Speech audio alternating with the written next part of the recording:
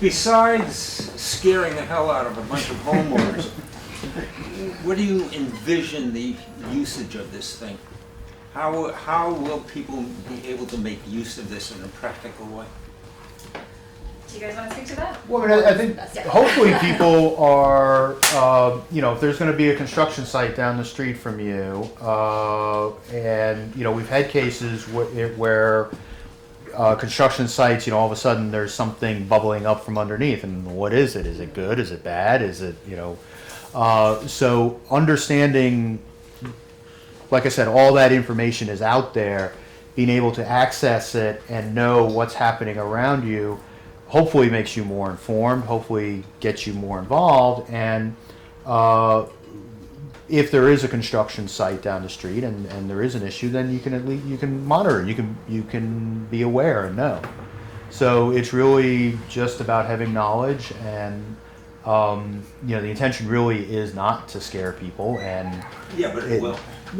Yeah, but it's out there anyhow. I mean, a lot of it, some of it is out there more anecdotally. People say, oh, well, that was a Superfund site. Well, what does that actually mean?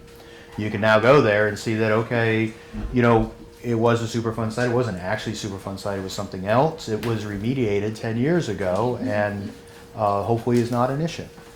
Yeah, and I would add that I think there's a false sense that people who are coming in to produce real estate in the neighborhood, which we're going to see a lot more of really soon, that they're going to fix it, right? So we actually have to be really vigilant, and right up until this point, there's been a real disconnect between there's really two groups of people in the neighborhood: people who know the legacies and those who don't.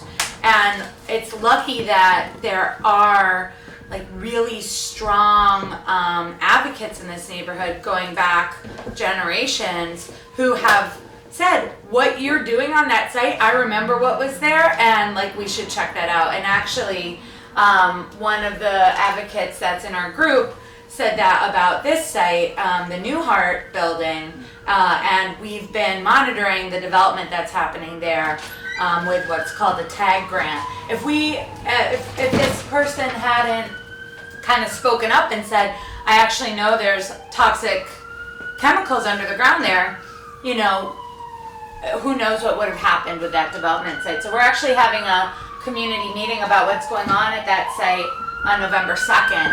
And hopefully we can see a lot more of this going forward, and we can see even more empowered neighborhood members, both longtime advocates and people who are inspired to act from looking at this. And to tie together both of what they were saying and into answering you, there was at this Newhart site that Emily was just talking about and that you see up there, a few months ago, there was, I forget the initial cause, but there was some digging by the utilities right near the site, and it turned out that there was a potential question as to whether they were following the procedure properly, and the residents around were very concerned because they knew of this site, and at that site there's there's a few plumes actually of chemicals at a certain distance below. So then DEC got on the phone with them right away, and they found out the depth of the digging and all that. So without having known about the site, some kind of disaster could have happened. Well, the issue was they were digging. Anyway, the issue was, these construction guys were doing some kind of test that they had to do. So they had to dig up the ground and some kind of puncture through something and do some kind of test. I forget what it was, but basically they were just taking TCE dirt that was within the plume, and just dropping it on the street. So any little kid that felt like playing in this pile of dirt could have. So it's really just complete blatant disregard for any care or any crosstalk between these different organizations. There was at the same site, there was actually an instance with the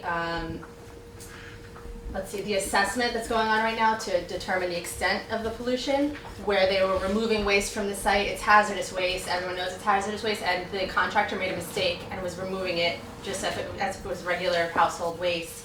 They caught it, fortunately, but only because they knew, there was enough eyes on the process. So, not just to scare people a little bit, but to scare people to turn you into a watchdog.